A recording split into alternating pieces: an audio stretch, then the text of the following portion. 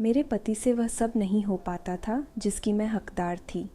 मैं रात भर उनके प्यार के लिए तड़पती रहती थी। एक दिन जब हमारा नौकर बीमार पड़ गया तो उसने अपने जवान बेटे को कुछ दिनों के लिए काम पर भेज दिया। अगले ही दिन उसका बेटा घर आया और जब मैंने उसे देखा तो मैं देखती ही रह गई। मैंने कहा, क्या तुम्हें पता है कि घर के काम से ज़्यादा ज़रूरी होता है अपने मालिक या मालकिन को खुश करना? क्या तुम अपनी मालकिन की प्राइवेट इच्छाएं पूरी करोगे? फिर उसने मुझे नमस्ते कहा। दोस्तों, आज की इस कहानी में आप सभी का स्वागत है। मेरा नाम भावना है और यह मेरी दूसरी शादी है। मेरे पहले पति का मेरे शादी के कुछ ही दिनों बाद एक बस दुर्घटना में निधन हो गया था। तब मेरी उम्र बहुत कम थी और मैं विधवा हो गई थी। उस समय मेरी उम्र सिर्फ 23 साल थी। तब मेरे माता पिता ने मेरी दूसरी शादी एक 40 साल के आदमी से कर दी थी, क्योंकि मेरे लिए दूसरा वर मिलना मुश्किल था। मेरे पति मुझसे उम्र में बहुत बड़े हैं और अक्सर काम में व्यस्त रहते हैं। जब वह घर आते हैं तो सर दर्द का बहाना करके जल्दी सो जाते हैं। उनके होने के बावजूद मुझे वह सुख नहीं मिल रहा था जिसकी मैं हकदार थी। मैं रात भर उनके प्यार के लिए तड़पती रहती थी। मेरे पति से वह सब नहीं हो पाता था। मेरे पास पैसों की कोई कमी नहीं थी। हमारे घर में सारी सुख सुविधाएं थीं, लेकिन मुझे पति का प्यार नहीं मिल रहा था। हर औरत की तरह मुझे भी अपने पति से प्यार की ज़रूरत थी। मैं दिन भर घर में आराम करती, क्योंकि घर का काम करने के लिए मेरे पति ने एक नौकर रखा हुआ था। एक दिन जब हमारा नौकर बीमार पड़ गया तो उसने अपने जवान बेटे को कुछ दिनों के लिए काम पर भेज दिया। अगले ही दिन उसका बेटा घर आया और जब मैंने उसे देखा तो मैं उसे देखती ही रह गई। वह इतना खूबसूरत था कि मुझे यकीन ही नहीं हो रहा था कि वह एक नौकर का बेटा है। उसकी मजबूत शरीर, गोरा रंग और नीली आंखें देखकर ऐसा लग रहा था जैसे वह कोई हीरो हो। मैंने उसे देखकर सोचा कि वह किसी राजा का बेटा होगा। मैं उसे लगातार देख रही थी। फिर उसने मुझे बताया, मैं महेश जी का बेटा सूरज हूँ। मेरे पिताजी की तबीयत ख़राब है, इसलिए उन्होंने मुझे यहाँ काम करने के लिए भेजा है। मैं कुछ दिनों तक यहाँ रहकर आपके लिए काम करूँगा और आपको कोई शिकायत का मौका नहीं दूँगा। जैसे मेरे पिताजी पूरी ईमानदारी से यहाँ काम करते थे, वैसे ही मैं भी अपना काम पूरी निष्ठा से करूँगा।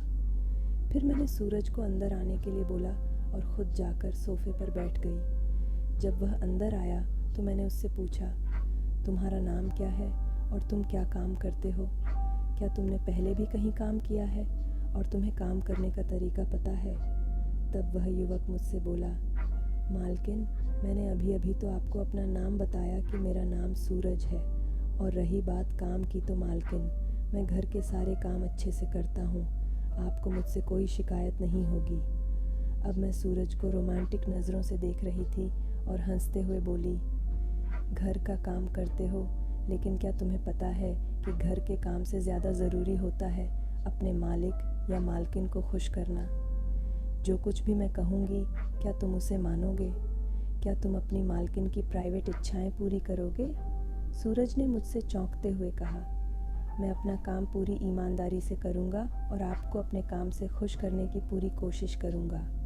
फिर मैंने सूरज को उसका काम समझाया और काम समझाने के बाद सूरज ने काम शुरू किया और मन लगाकर काम करने लगा। लेकिन अब मेरी नज़रें हमेशा उसी पर लगी रहती थीं। मुझे नहीं पता था कि मुझे क्या हो गया था। जब भी सूरज थोड़ी देर के लिए बाहर चला जाता तो मुझे उसकी कमी महसूस होती थी।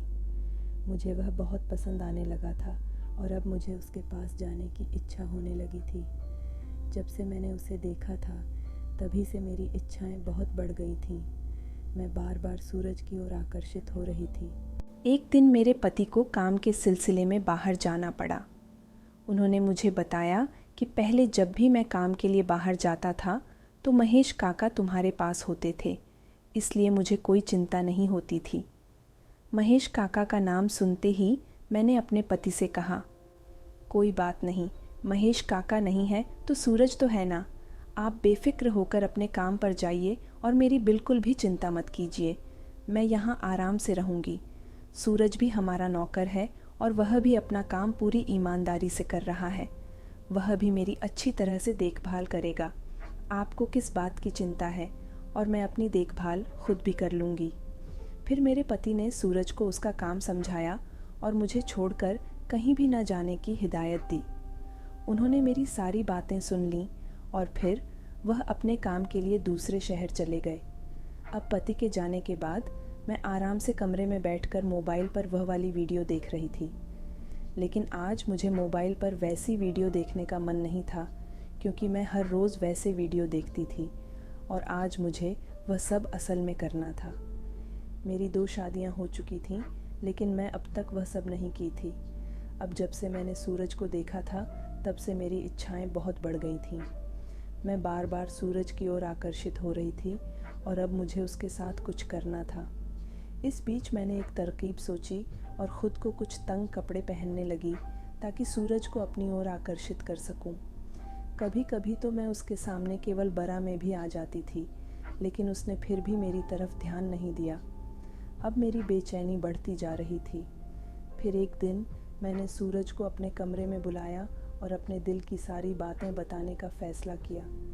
जब मैं उसे सब कुछ बता रही थी तो उसने मेरी बातें चुपचाप सुनी और फिर कमरे से चला गया। मैं बस उसे देखती रह गई। मुझे समझ नहीं आ रहा था कि सूरज को कैसे मनाऊं। वह केवल अपने काम में व्यस्त था और मैं चाहती थी कि वह मुझे अपने दिल से चाहे। फिर एक दिन मैंने एक और तरीका अपनाया और सीढ़ियों से गिरने का नाटक किया। सूरज जल्दी से दौड़ते हुए आया और मुझे गोद में उठाकर मेरे कमरे तक ले गया। उसके बाद उसने मुझे बताया कि वह एक शादीशुदा आदमी है और अपनी पत्नी को कभी धोखा नहीं देगा। इसके बाद सूरज की पत्नी मेरी देखभाल करने लगी। सूरज ने मुझे बताया कि हम गरीब लोग हैं, लेकिन हमें अपनी सीमाओं में रहना आता है। हम अमीर लोगों की तरह धोखा नहीं देते। इसने मुझे बहुत कुछ सिखाया। तो दोस्तों, यह थी हमारी आज की कहानी। आपको कैसी लगी? कमेंट करके ज़रूर बताएं।